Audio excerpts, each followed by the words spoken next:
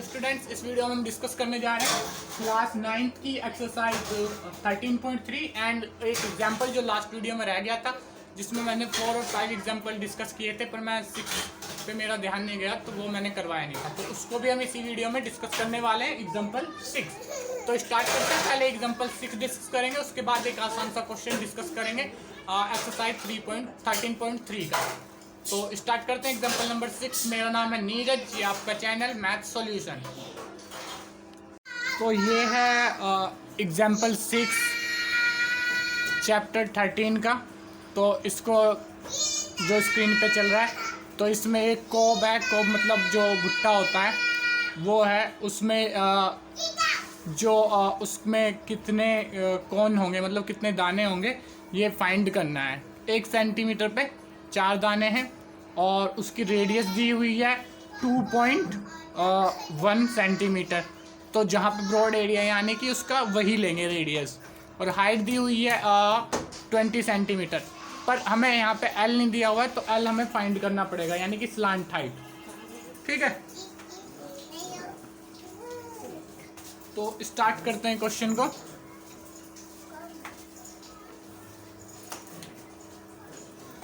Solution मान लो जैसे कि अगर ये है वो भुट्टा, तो ये ठीक है। तो हमें ये हाइट दी हुई है h जैसे, और ये रेडियस दी हुई है हमें। ठीक है, तो ये हो जाएगी 2.2। ठीक है, सॉरी 2.1। ये रेडियस है 2.1 और ये हाइट है 20।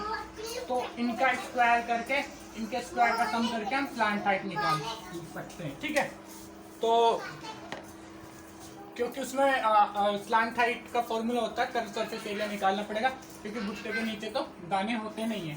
ठीक है, तो स्टार्ट करते हैं।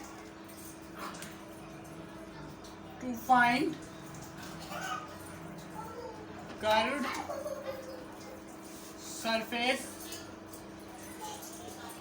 Area of cob, first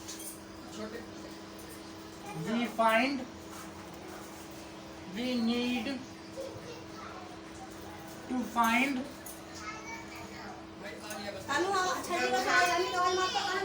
slant height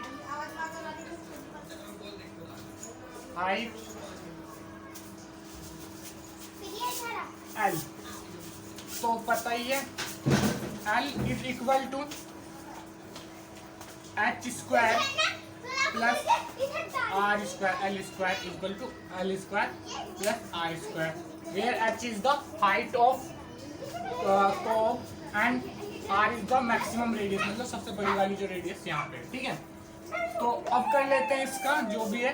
तो L square is equal to h की वैल्यू हमारे पास है 20 का स्क्वायर प्लस r 21 का स्क्वायर इज इक्वल टू 20 का स्क्वायर हो जाएगा 400 प्लस 21 का स्क्वायर करके देख लो, 21 इंटू 21, तो 1 से मल्टीप्लाई होगा पहले, तो 21 ही आ जाएगा। 2 से मल्टीप्लाई होगा 42 आ जाएगा। तो यहाँ पे 1 4 4 4 4 1 4 4 1। अब क्योंकि 2 के बाद पॉइंट है, तो 2 के बाद पॉइंट लगा देंगे, तो यहाँ पे 2 के बाद पॉइंट लग जाएगा, क्योंकि इसके बाद पॉइंट, इसके बाद पॉइंट 1 2। ठीक है, तो यहाँ पे ये आ जाएगा 404.41 is equal to L square. अब इसका रूट कर दो, रूट करने के रूट कर लो, और L की मतलब L हमें मिल जाएगा, यानी कि हमें स्लांट हाइट इसकी मिल जाएगी। तो इसको जब सॉल्व करके निकालेंगे, इधर रूट ले जाएंगे। L is equal to root 404.41। इसको सोल्व करेंगे तो L की वैल्यू कुछ आएगी 20.10। आगे 9 है, पर हम इतना ही लेके चलेंगे, और 0 की भी कुछ वो है नहीं, तो यहाँ पे इसको लिख लेंगे 20.1। ठीक है, 20.1 ही आनी चाहिए ना, 20। ठीक है, यहाँ तक तो मेरे हिसाब से नोट कर लिया होगा। फिर आगे बढ़ते हैं। इसकी तो कोई जरूरत है नहीं, इसको मिटा देते हैं।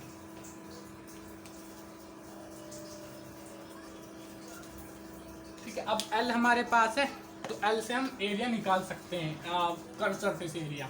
ठीक है, तो हम निकाल लेते हैं curved surface area of curve is equal to pi r L, where pi is equal to 22/7 into r is equal to 2.1 into L is equal to 20.1। तो यहाँ से अगर इसको काटेंगे तो क्या आ सकता है, 0.6 आ सकता है, 0.3 आ जाएगा। 22 इसको काट दो तो ठीक है, इसको भी 10 से मल्टीप्लाई कर दो, इसको भी, तो पता है ये आ जाएगा 0.3 इंटू 0.3 इंटू 20.1। अब इन सबको मल्टीप्लाई करना चाहो तो मल्टीप्लाई कर दो, तो यहाँ पे इससे मल्टीप्लाई होकर आ जाएगा 6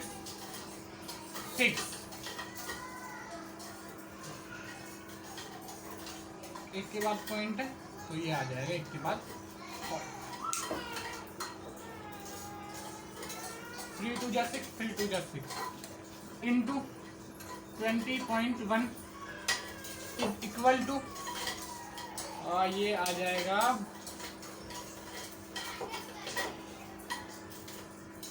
इसको इससे मल्टीप्लाई करो, 20 से एक पॉइंट इधर चला गया और 2 से मल्टीप्लाई कर दो, उसके बाद 0.1 से मल्टीप्लाई कर लेंगे। ठीक है, तो वैसे या पूरा ही कर लो 201 इंटू 66, इससे थोड़ा आपको भी इजीली समझ में आ जाएगा। 6 0 6 2 जा 12।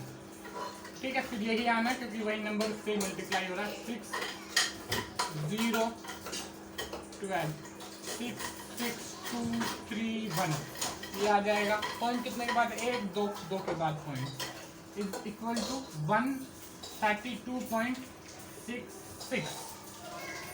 ठीक है, अब एक कॉन में कितना एरिया थे, मतलब वो 1 सेंटीमीटर स्क्वायर में, ये सेंटीमीटर स्क्वायर में एरिया आया, तो अब 1 सेंटीमीटर स्क्वायर में 4 कॉन हमको मिल रहे थे दाने उसके, तो हम उसको इसको एरिया को उससे मल्टीप्लाई कर देंगे।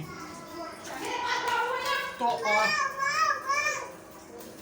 नंबर ऑफ, एक मिनट में देख लूँ कहते क्या उसको, नंबर ऑफ ग्रेन, यानी कि ग्रेन बोलते हैं उन दानों को। ठीक है, नंबर ऑफ ग्रेन मतलब उसके हिसाब से लिखना पड़ेगा ना, क्वेश्चन के हिसाब से। Number of grain in entire कोब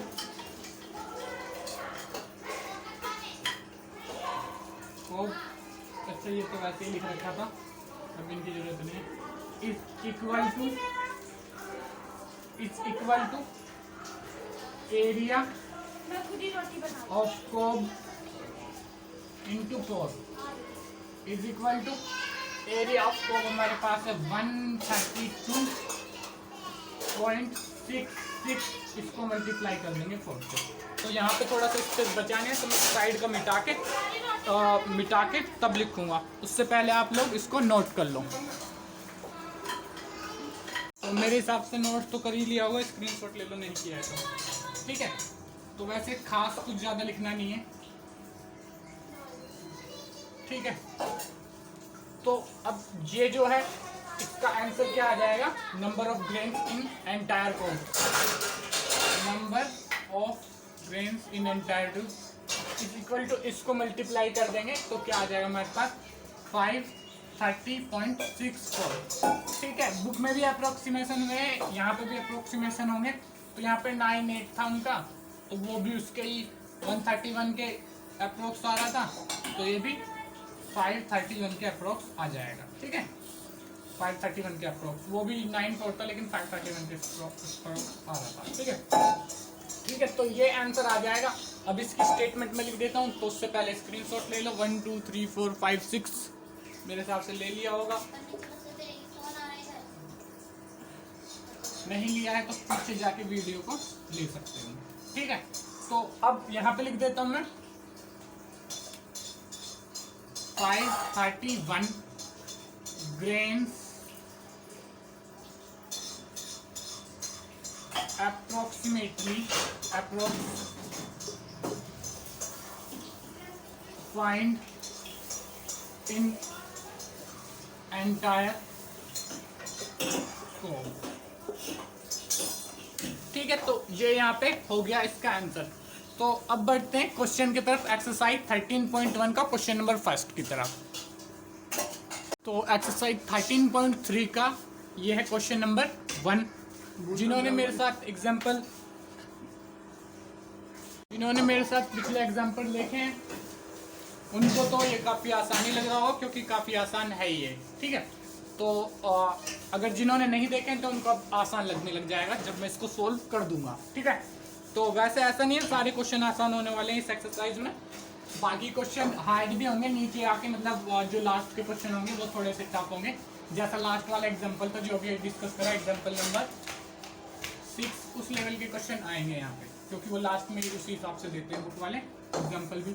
तो उतना मेरे हिसाब से क्लास के हिसाब से आपकी एवरेज ठीक ही था वो क्वेश्चन। तो diameter of base of a cone is 10.5 centimetre and it's plant height is 10 centimetre. Find the curve surface area. ठीक है, कर्व सरफेस एरिया हमें पता है, कर्व सरफेस एरिया का फॉर्मूला पाई आर एल होता है, तो लिख देते हैं। अभी एल हमारे पास है नहीं तो हमें एल निकालना पड़ेगा। यहाँ से डायमीटर दिया हुआ है तो हमें रेडियस निकालना पड़ेगा। To find curved surface area of cone, first we need to find radius of cone, let it r लिख देता हूँ मैं यहीं पे r, एंड प्लांट हाइट दी हुई है तो और कुछ निकालने की जरूरत नहीं है। ठीक है, मुझे लगा वो हाइट दी हुई है तो इसलिए प्लांट हाइट दी है, फिर तो और आसान हो गया। तो r 2r is equal to D, then r is equal to D by 2, यानी कि d क्या है यहाँ पे डायमीटर, तो d बाई 2 कर लो, d बाई 2। तो r is equal to diameter is 10.5 divided by 2। ठीक है, तो ये हमारी रेडियस आ जाती है। ठीक है, तो उसके बाद अगली कैलकुलेशन कर लेते हैं। कर्व्ड सरफेस एरिया ऑफ किसका कर्व सरफेस एरिया, वही कौन ही है ना यहाँ पे, curve surface area of cone is equal to pi R L.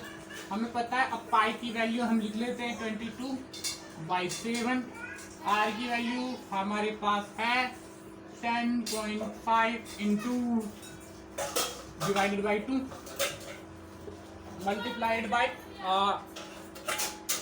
L is 10। ठीक है, तो first of all we multiply, इसको इससे मल्टीप्लाई करें तो हमारी आगे का काम आसान हो जाएगा। ठीक है, तो 22/7 10 डिवाइडेड बाई 10.5 डिवाइडेड बाई 2, इसको 10 से मल्टीप्लाई कर लेंगे, तो इस 10 से मल्टीप्लाई कर लेंगे तो पॉइंट हट जाएगा और ये आ जाएगा पूरा 105। 10 से यहाँ पे पॉइंट था तो हट के 10 से मल्टीप्लाई हो गया तो 105 आ गया, इससे मल्टीप्लाई करवा देंगे। ठीक है, अब क्या करना है, अब शायद मेरे हिसाब से 105 इससे कट सकता है, तो एक बार देखें हम काट के, 7 से काट के देखते हैं। 7 1 जा 7, जैसे कि कर लो, चाहे साइड में मैं डायरेक्ट भी कर सकता हूँ, पर मैं एक बार कर ही देता हूँ साइड में। ठीक है, अक्सर क्योंकि बच्चों को, मुझे भी जब मैं छोटा था तो कैलकुलेशन में ऐसी प्रॉब्लम हो जाती थी, जो आते भी थे वो भी प्रॉब्लम हो जाती है कभी कभार, आती है कैलकुलेशन, फिर भी कभी कभी बीच में हो जाता है। तो 7 1 जा 7, दैट्स 3, एंड अगर हम 5 को लेते हैं, 7 5 जा 35, या डायरेक्ट ऐसे भी लिख सकते हो 15 7 जा 105। ठीक है, अंडरस्टैंड। तो यहाँ से ये समझ में आ गया होगा। ठीक है, ये समझ में आ गया होगा। तो 15 आंसर आ जाएगा यहाँ पे इनका कट के। तो ये कट के यहाँ पे आ जाएगा, अगले में लिख देंगे हम, इसको काटेंगे तो यहाँ पे 15 अभी लिख लेते हैं। ठीक है, या इसको थोड़ा फिर अगर स्क्रीनशॉट लोगे तो आपको समझ में नहीं आएगा, तो इसको अगले में ही करेंगे। ठीक है, 105। ठीक है, वैसे मैं लगा देता हूँ निशान। ठीक है, ताकि समझ में भी आ जाए। तो ये हो गया 22 इंटू वहां क्या आ गया 15/2। ठीक है, अब इसको इससे काट लो तो ये हो जाएगा 11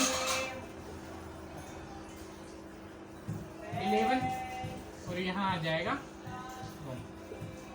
ठीक है, तो 11 ये 11 बच गया और इंटू 15 बच गया। ठीक है, 11 इंटू 15 इक्वल टू ये, अब कोई बताने वाली बात नहीं, 165 इसका आंसर आ रहा है। 165 आगे सेंटीमीटर स्क्वायर। ठीक है, इसको फटाफट नोट करो, उसके बाद मैं एक स्टेटमेंट लिखवा देता हूँ छोटी सी। ठीक है, मेरे हिसाब से नोट कर लिया होगा, तो मैं साइड में एक छोटी सी स्टेटमेंट लिख देता हूँ। पहले एक बार चेक कर लेता हूँ आंसर करेक्ट है कि नहीं है। आंसर भी करेक्ट है, तो अब कर लेते हैं, फिर इसको यहाँ पे स्टेटमेंट में लिख लेते हैं। ठीक है, तो इसको देता हूँ मैं मिटा। स्क्रीनशॉट ले लिया होगा, जिन्होंने नहीं लिया है वो पीछे जाके ले सकते हैं, वीडियो को पॉज करके नोट भी कर सकते हैं। तो इसको लिख देते हैं